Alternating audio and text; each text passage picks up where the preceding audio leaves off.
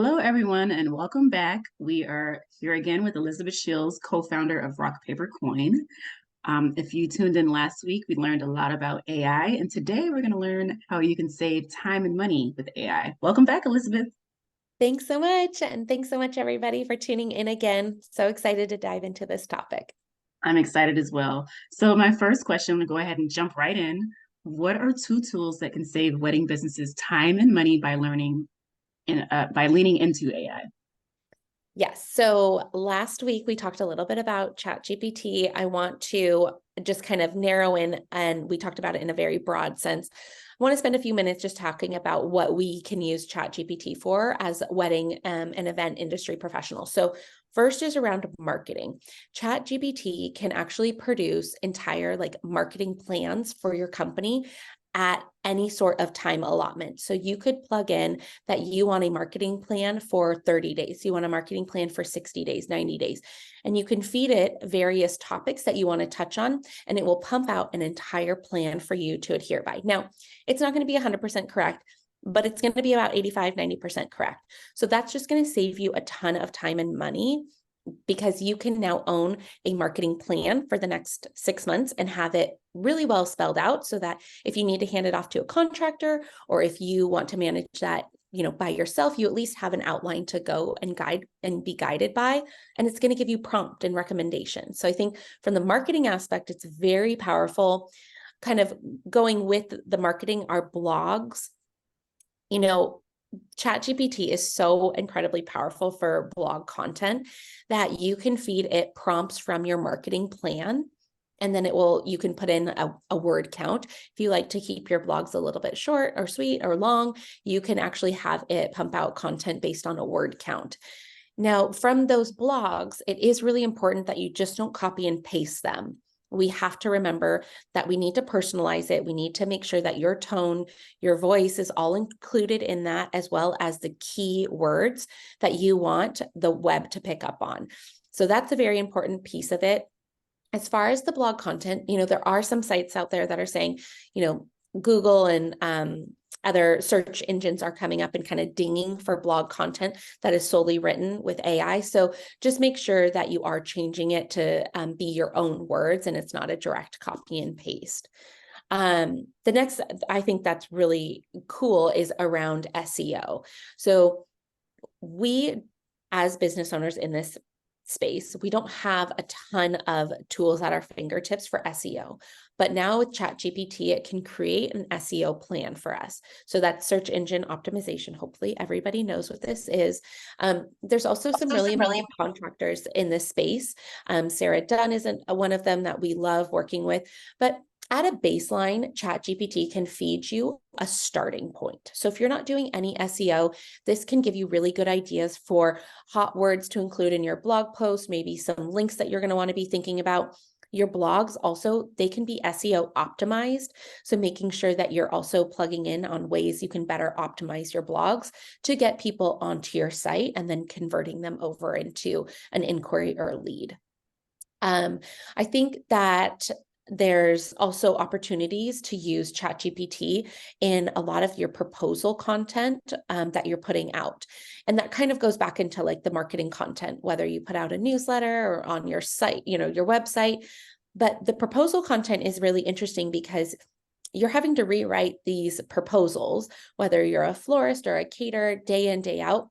If you continue to pump in the proposal verbiage that you're using and ask it to generate it based on these new keywords that you want to use, so maybe it's a different color in your proposal or a different flower, it will pump out that content for you very quickly, so you can simply copy and paste, and making sure obviously that it's all the right verbiage you want to be using. But ChatGPT is going to get smarter the more you feed into it with all of these proposals. So it'll eventually start pumping out exactly what you want it to, the more that you're using it. Wow, I'm mind blown because I did not know that it was able to do that also. I'm Yeah. taking notes myself. That's amazing.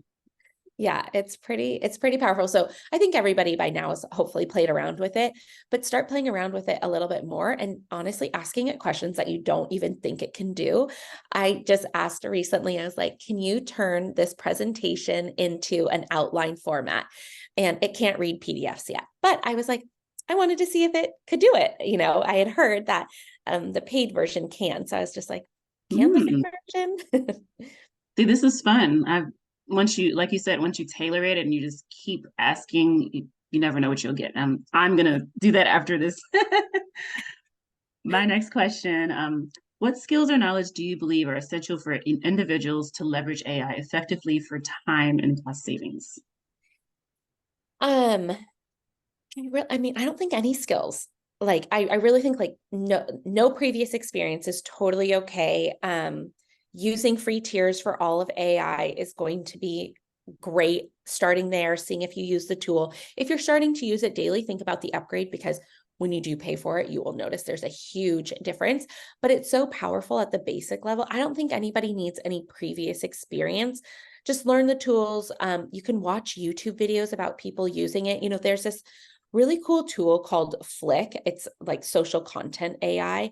And it does all of the planning content and it can manage like your content calendar, prompts, schedules. It's really powerful. That felt really overwhelming to me right when that tool came out. So I didn't start using it right away. Instead, what I did is I went in and I watched a YouTube video, somebody else using it. And that made it a little bit more approachable for me to say, okay, I could go in, I could understand how to use this and what it's going to pump out.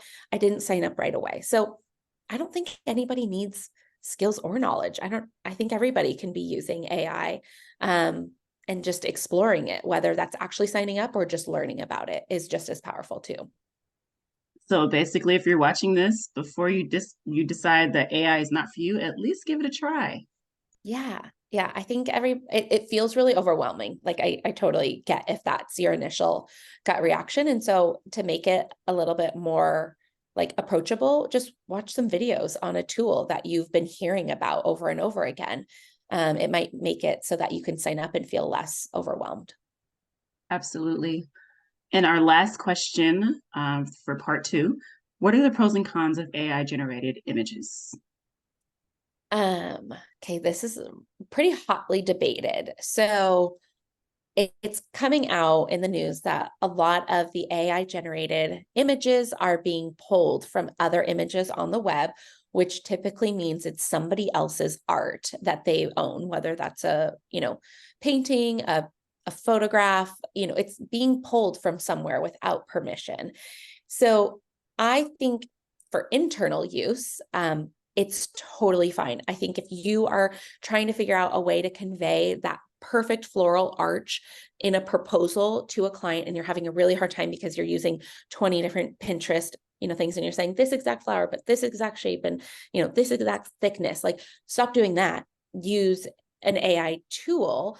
There's one called Dolly that it's DALL-E that will generate images that you can plug in and you can feed and you can iterate on. So you can talk about that floral arch, what kind of flowers you want it to be using. That's totally fine. I think that's amazing because you're using that as inspiration for the client to create your work.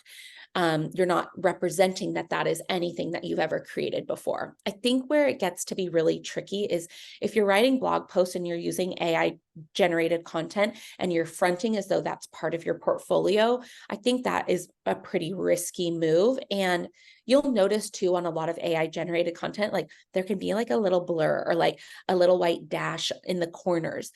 That's typically where a watermark or a logo was once located. Okay. So just recognizing those things, because what you don't want to have happen is to get in trouble for using any of that content without permission. And I think there are people that are starting to kind of crack down a little bit more on these AI generated images. So as long as you're not fronting that it's your own and using it kind of on the back end of your business, I think it's a really great way to convey what you're envisioning as a creative.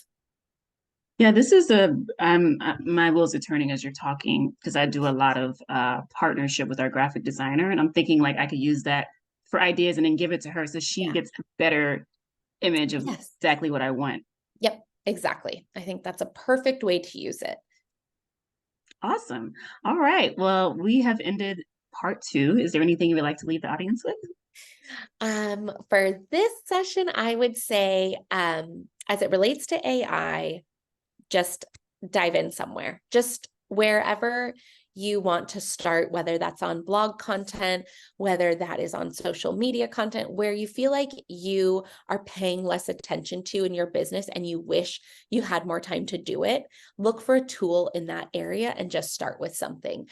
If you're not familiar with the AI generated images, leave that for a little bit later in your AI exploration.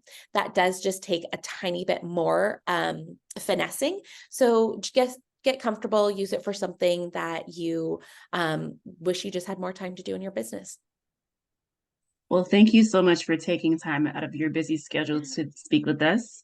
Of This course, thank you. ends part two, but join us again next week for part three, where we will get into the best areas to automate in your business.